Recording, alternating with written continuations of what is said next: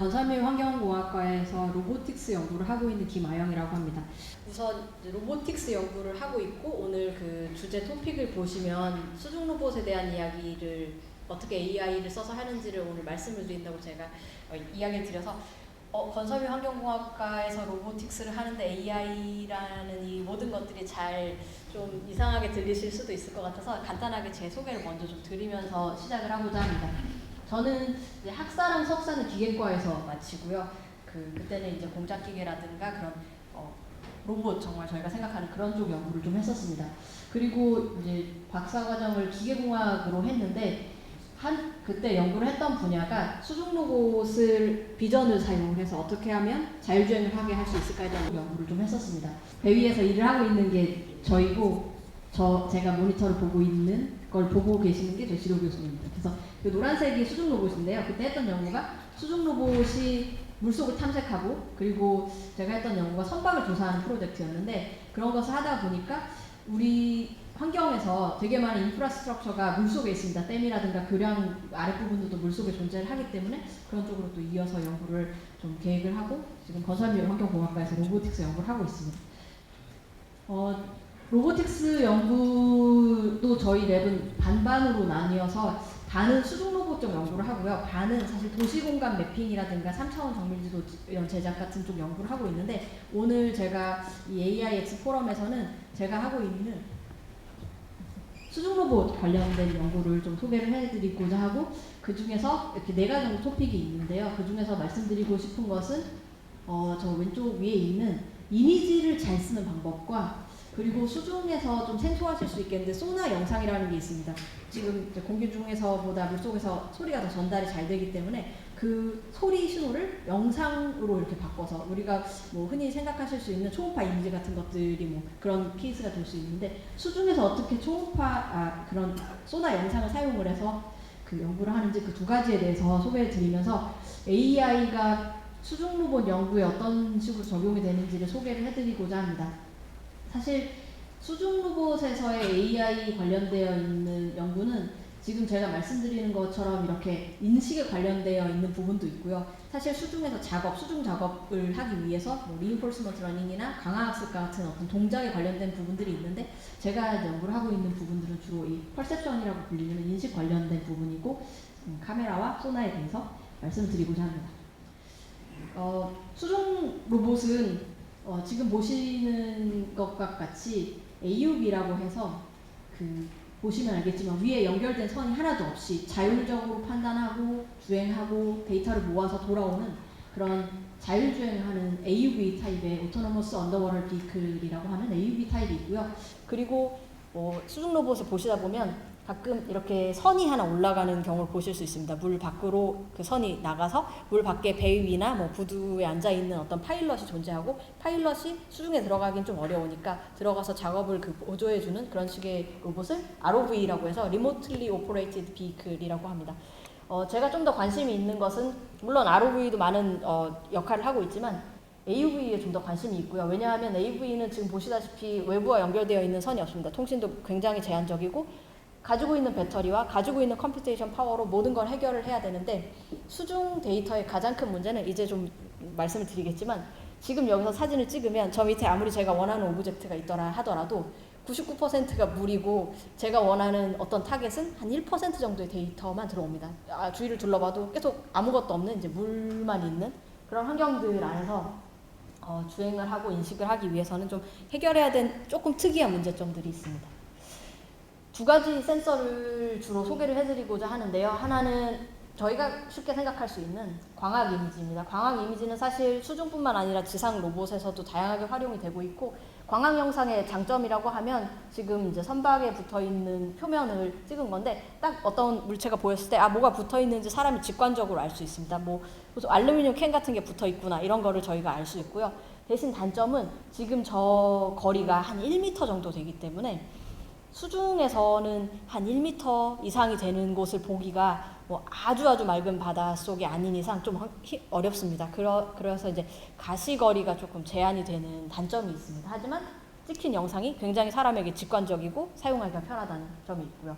소나 영상은 오른쪽 그림과 같습니다. 소나 영상은 소나 이미징을 하는 일종의 카메라는 생긴 것이 오른쪽 위에 있는 그림과 같은데, 그 영상을 보시면 지금 저 옆에 있는 숫자가 미터입니다. 그러니까 17m, 18m, 한 20m까지, 2, 30m까지 볼 수 있는 굉장히 좋죠. 왜냐하면 수중에서의 광학 현상은 기껏해야 한 1m 정도 볼 수 있는 데 반해서 20m까지 볼 수 있는 더 레인지는 넓긴 하지만, 보시는 것처럼 해상도가 매우 낮고, 뭐 위에 선 같은 게 있긴 있고 밑에 뭔가 이렇게 구멍 같은 게 있긴 있는데, 사실 저게 뭔지 사람이 봐도 직관적으로 좀 알기가 어렵습니다. 그래서 이 두 가지가 조금 어떻게 보면 상부적으로 사용을 많이 되는 케이스고요. 이제부터 그 두 가지를 어떻게 사용하는지를 소개를 해드리면서 진행을 하고자 합니다. 제가 이제 이쪽 연구를 카이스트에 와서 이제 좀 액티브하게 시작하게 된 어떤 동기가 되는 사건이 있었는데, 어느 날 이제 중간 데모를 하는 날이었는데요. 아침에 가서 이제 리허설을 하기 위해서 이제 로봇을 물에 넣고 이제 알고리즘을 돌려가지고 이제 내비게이션을 시켰을 때, 왼쪽 아래에 있는 것처럼 저렇게 하얀 블락과 블락을 잘 매칭을 해가지고 성공적으로 로봇이 내비게이션을 수행을 했습니다. 그래서 저희 팀이 굉장히 기뻐하면서 점심을 먹고 돌아와서 이제 실제 데모하는 시간이 됐는데요.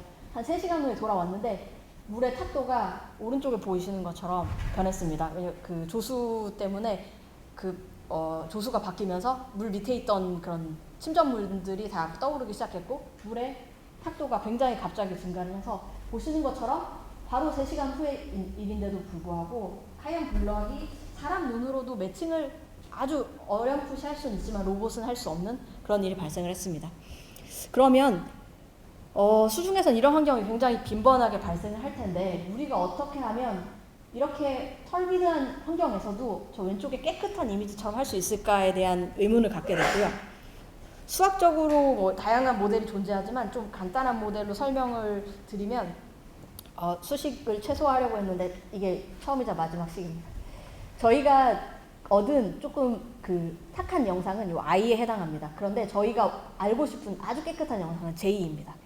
근데 이 J가 어떻게 I로 그렇게 변하게 되냐면, 여기에 작용을 하는 두 텀이 생기는데요. T라는 텀과 A라는 텀이 생깁니다. A라는 텀은 주변의 주변광들이고요. T는 이 한 점에 대한 거리입니다. 그러니까 이 점에 대한 거리가 멀면 주변광이 많이 섞여들고, 이 점이 바로 앞에 있는 점이면 주변광이 덜 섞여들고 해서, 그럼 이 식을 봤을 때 떠오르는 생각이, 그러면 A랑 T를 우리가 어떻게 구할 수만 있으면 식을 이렇게 잘 정리해가지고 아무리 지저분한 이미지 I가 들어와도 J를 구할 수 있겠다라는 아이디어가 있었고요.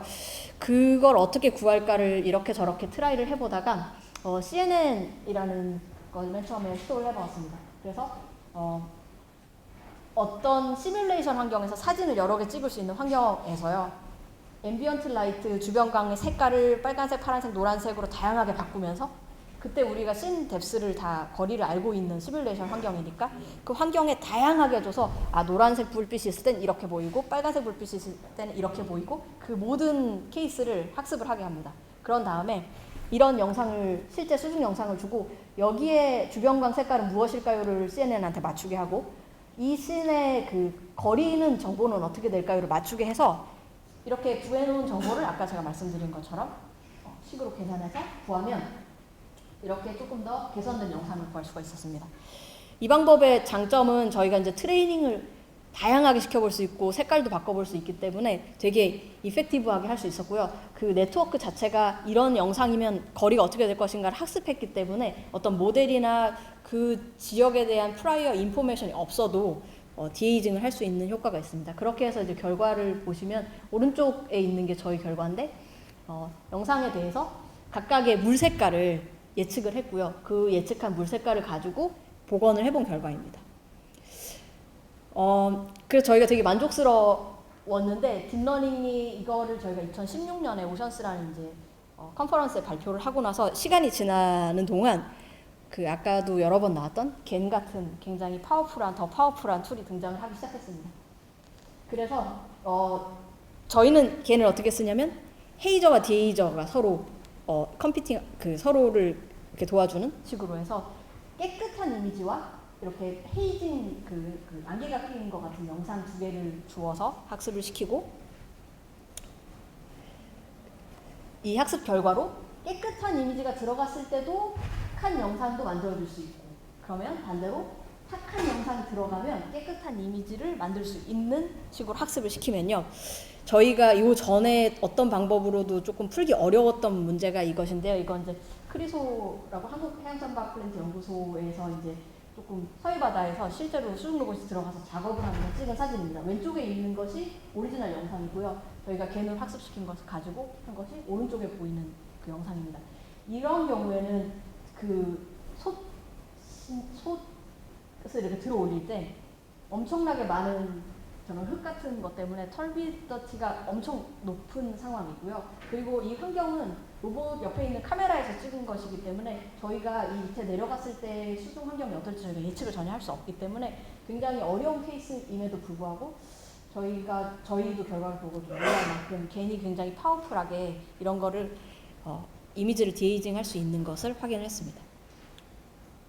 그래서 이런 쪽으로 또 연구를 계속 하고 있고요. 두 번째로 이제 소나에 대해서 좀 소개를 드리고 싶은데, 소나 영상은 좀 특이합니다. 정말 좋은데 레졸루션도 너무 낮고 마지막에 이렇게 딱 해서 로봇이 내비게이션 하기는 좋은데 그 소나 이미지로 가지고 온 영상을 보면 이런 영상들이 보이는데요. 이게 중요한 거인데 지금 이게 좀 폰트가 좀 깨지긴 했는데, 저게 타이어인지, 제가 타이어라고 써놨지만 타이어인지 맞추기가 되게 쉽지 않고요. 이게 밸브라고 하는데, 요게 밸브라고 하는데 사실 소나 영상을 많이 본 사람들은 여기 밸브 있네 이렇게 생각하실 수 있지만, 처음 보시거나 뭐 잘 생소하신 분들은 이런 물체를 넣었을 때 이렇게 생기는 소나 영상을 가지고 이 물체가 이거였겠구나라고 이렇게 복원하기가 쉽지 않습니다. 소나 영상의 프로젝션 모델 자체가 조금 우리가 사람이 인식하는 비전하고 좀 많이 달라서 그런 점이 있는데요. 소나 영상을 기반으로 해서 어쿠스틱 타겟 레코그니션이라고 해서 수중에서 뭐 다양한 물체를 찾고자 하는 시도가 있습니다. 뭐 군사 목적으로는 저런 위험물, 뭐 마인 같은 걸 수도 있고요. 그런 걸 수도 있고, 또 인명 구조 측면에서는 그 휴먼 바디나 다이버를 찾는 것들도 좀 중요한 이슈 중에 하나입니다. 그래서 소개드리고 싶은 연구는 이제 휴먼 바디를 물 속에서 찾는 연구인데요. 이 연구는 이제 공주대에 있는 이세진 교수님과 에트리에 있는 박병재 박사님과 같이 협업으로 연구를 하고 있는데, 공주대에 있는 이세진 교수님이 이렇게 이런 소나 영상에서 사람을 찾는 그런 연구를 하시기 위해서 이제 데이터를 좀 수집을 해보셨는데, 이렇게 생긴 카약에다가 소나 센서를 달고 마네킹에다 옷을 이렇게 입혔습니다. 그래서 이거 대천 해수욕장 바다에다가 마네킹을 이제 가라앉히고 찍어가지고 찍은 사진인데요. 이 사진에서 마네킹이 어디 있는지 한번 찾아보시겠어요? 네, 여기 있습니다. 마네킹이 여기 있고요. 레졸루션 해상도로 치면 사실 몇 픽셀이 안 됩니다. 이 정보를 가지고 사실 이런 건 사실 마네킹이 아니고, 이것도 마네킹이 옆으로 누워 있는 게 아니고, 이게 마네킹이라는 사실을, 휴먼 바디랑 비슷하다는 사실을 알아내는 게 그렇게 쉽지는 않습니다. 그래서 그러면 딥러닝을 쓰면 잘 되겠다. 그래서 이제 이세진 교수님은 어떻게 연구를 하고 계셨냐면, 이제 데이터를 취득해서 트레이닝을 시킨 다음에 다시 바다로 가가지고 잘 찾는지를 해보신 거죠. 뭐 당연히 그렇게 해서 잘 됐는데, 이런 방법은 되게 한계가 있습니다. 뭐 대천 해수욕장과 동해바다와 남해바다와 미국의 바다가 다 같을까요? 이 주변에 있는 것들은 아까 말씀드린 것처럼 소리 신호를 영상으로 바꾼 것이기 때문에 바닥이 자갈인지 모래인지에 따라서 어두울 수도 있고 밝을 수도 있고 좀 달라지는데, 그 상황에서 다 데이터를 취득해가지고 학습을 시켜놨다가 대천해수욕장에 간다고 하면 그 모델을 가지고 오는 데는 조금 제한이 있을 수 있습니다. 그래서 이제 저랑 이제 얘기를 하면서 어떻게 하면 트레이닝을 할 수 있을까? 이렇게 데이터 구하기가 쉽지 않고, 데이터를 많이 따와도 저 마네킹이 있는 소나 영상은 몇 개 되지 않습니다. 이렇게 바이어스가 심한 상황에서 어떻게 우리는 아주 효율적으로 그 네트워크를 학습시킬 수 있을까에 대해서 질문을 던졌고요. 우리가 극복해야 되는 문제는 데이터와 트레이닝 문제를 해결을 하면 지금 소나 기반의 인식인 피처를 디파인하기가 어렵고 노이즈 레벨이 높고 레졸루션이 낮은 문제를 극복할 수 있겠다라는 아이디어를 가지고 시작을 했습니다. 그래서 아이디어는 시뮬레이터를 사용하자입니다. 시뮬레이터에서 맨 처음에 저희 아이디어는 시뮬레이터에서 소나 이미지랑 되게 비슷하게 그래픽스를 이용해서 나온 이미지가 소나 이미지처럼 보이게 해보자는 거였는데요. 그렇게 되면은 저희가 어떤 바다는 어떻게 빛이 캐스팅돼서 해야 되는지 되게 어려운 문제를 풀어야 돼서 조금 어려움이 있었습니다. 그런데 다행히 또 겐 말고 스타일 트랜스퍼라는 딥러닝 기술이 있어서 이걸로 이런 뎁스 이미지를 간단하게 만드는 것은 쉽습니다. 그리고 칼라맵을 조금 노란색으로 이렇게 브라운 계열로 바꾸고 노이즈를 조금 추가하는 것까지는 쉽습니다. 그런 다음에 스타일 트랜스퍼를 써서 대천 해수욕장에 가지고 있는 샘플 몇 개를 가지고 대천 해수욕장 스타일로 이미지를 바꾸는 거죠. 이렇게 바꿔서 이 이미지를 가지고 트레이닝을 시킨 다음에 실제로 가서 잘 찾을 수 있는지를 검증합니다. 시뮬레이터를 사용을 하게 되면 좋은 점은 저희가 조금 그 주변이 소리를 더 잘 흡수하는 거나 아니면 소리를 더 잘 반사해서 다양한 형태의 백그라운드 대비 영상이 생길 수 있는데 그런 것도 저희가 조절을 할 수 있고요. 그리고 아까 그 수중 로봇을 제가 조이스틱으로 조절을 해서 얼마든지 사진을 찍을 수 있기 때문에 다양한 각도에서 로테이션, 플립, 스케일링 해서 다양한 오그멘테이션이 쉽게 가능합니다. 그리고 저희가 가고 싶은 곳에 몇몇 샘플만 가지고 있으면, 상대적으로 적은 양의 샘플만 가지고 있으면 저희가 스타일 트랜스퍼를 통해서 그곳을 위한 학습 데이터를 만들 수 있습니다. 저희가 수조랑 이렇게 바다 타입 두 개를 만들어서 과연 수조에서도 잘 되고 바다에서도 잘 되고 이런 거를 좀 학습을 해보고 싶었고요. 학습을 하게 되면 이렇게 학습 에포크가 지나감에 따라서 이렇게 잘 정말 소나 영상인 것처럼 이렇게 보이는 영상을 만들어낼 수 있음을 확인을 했습니다. 그래서 저희가 이제 해본 것은 2007년에 바다에 갔었다고 2008년에 바다에 갔었다고 제일 아이디얼하게 저희가 그냥 나이브하게 생각할 수 있는 건 바다에서 학습해서 바다에서 테스트하면 잘 될 것이다. 근데 저희가 검증해보고 싶었던 것은 시뮬레이터에서 스타일 트랜스퍼를 한 것과 수조에서 스타일 트랜스퍼 한 것도 바다에서 학습한 것만큼 이퀴벌런트하게 잘 될 것인가를 보고 싶었습니다. 결과는 다음과 같습니다. 맨 위에 있는 게 그냥 수조에서 테스트한 것이고요. 그 오른쪽에 있는 게 트레이닝 시킨 것이고요. 그 다음에 바다에서 트레이닝 시킨 경우고 아래에 있는 두 개가 수조 데이터인데 스타일 트랜스퍼를 시킨 것, 시뮬레이터인데 스타일 트랜스퍼를 시킨 것으로 이렇게 트레이닝은 각각 다르게 하고 지금은 새로 2018년도에 가서 딴 바다 데이터로 검증을 했습니다. 보시는 것처럼 굉장히 잘 됩니다. 시뮬레이터에서 트레이닝을 시켜서 스타일 트랜스퍼만 시켰는데도 지금 많은 데이터 중에 지금 마네킹이 있는 것들만 이렇게 보여드리는 건데 잘 테스트가 되고요. 흔히 보는 PR 커브 상에도 의미 있는 것을 결과를 얻었습니다. 그래서 저희가 한 발짝 더 나가서 이건 저희가 가지고 있는 시스템으로 2번 딴 거니까 그거 말고 소나 매니팩처러, 그러니까 이 소나 센서를 판매하는 그 업체의 홈페이지에 가면 다른 소나들의 샘플 데이터들을 올려줍니다. 거기에서 다이버가 포함되어 있는 샘플 데이터들을 찾아서 저희가 모르는 소나 센서죠. 저희가 가지고 있지 않은 소나 센서에서 딴 다이버 영상에도 잘 되는지 그것도 해봤고요. 다이버 영상이 막 그렇게 많지는 않아가지고 여기는 스틸샷으로 보여드릴 텐데 T1부터 이제 T2 이게 다 다른 소나 텔러다인이라는 회사가 가지고 있는 다른 모델입니다. P945번 이런 소나테크라고 국내 회사에서 또 사장님께서 저희한테 샘플 데이터를 좀 보내주셔서 해보았는데 의미 있는 결과를 얻을 수 있었습니다. 그래서 결론적으로 말씀을 드리면 저는 이제 언더워터의 인식 그리고 언더워터 센서 중에 인식에 관련되어 있는 카메라 센서랑 소나 센서에 대해서 이런 AI를 적용을 하는 연구를 하고 있고요. 수중 로봇 측면에서 가지고 있는 저희의 챌린지는 데이터가 너무 적고 데이터가 이미지 젠에시나 코코처럼 이렇게 엄청난 데이터가 잘 구축되어 있는 것이 아닙니다. 그래서 데이터를 어떻게 준비하고 어떻게 트레이닝 시켜야 과연 실제 바다에 나가서 잘 되는 알고리즘을 만들 수 있을까가 저희의 고민입니다. 네, 여기까지 제 발표를 마치겠고요. 들어주셔서 감사합니다.